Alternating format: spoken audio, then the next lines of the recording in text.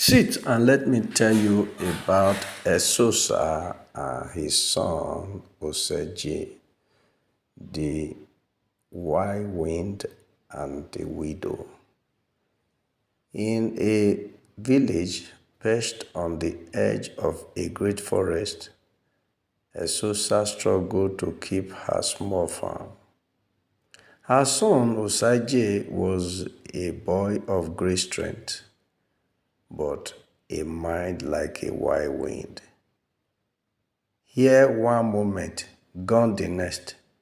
He was never still long enough for a lesson to take root. One dusty evening, an old herbalist with eyes like polished stones walked into their yard. He carried a staff that hummed when it touched the ground. Esosa, the old man croaked, I have a fortune that weighs too heavy for my old bones. I will give it to your son, but only if he can prove he is the master of his own body for the length of 3 minutes. Osaji grinned, puffing out his chest. 3 minutes? I can hold my breath longer than that, Papa. The herbalist struck his staff into the earth. Obedience is not just holding breath, it is holding the soul.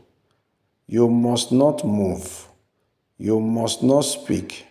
You must obey only my silence. The first minute, a column of red ants began to march across the dirt. They climbed onto Osaji's bare feet. Their bites were like tiny needles of fire. Osaji's toe coiled, and his face turned red, but he looked at his mother's tattered wrapper and remained as still as a tombstone. Then the second minute, a sudden fierce wind wiped through the yard. It sounded like 1,000 ghosts wailing. Dust blinded Osaji's eyes, and a heavy branch from a nearby tree cracked and fell, landing just inches from his shoulder. The boy's heart thundered, but he did not flinch. Then came the last minute. The silence became deafening. Then Osaji heard his mother's voice behind him, sharp and urgent. Osaji, a snake! Run! His muscles bunched, ready to leap. But in that split second, he remembered the herbalist's words, obey only my silence. He kept his eyes fixed forward. He realized that if a snake were truly there, the herbalist would not be smiling. It was the final test, the test of the mind.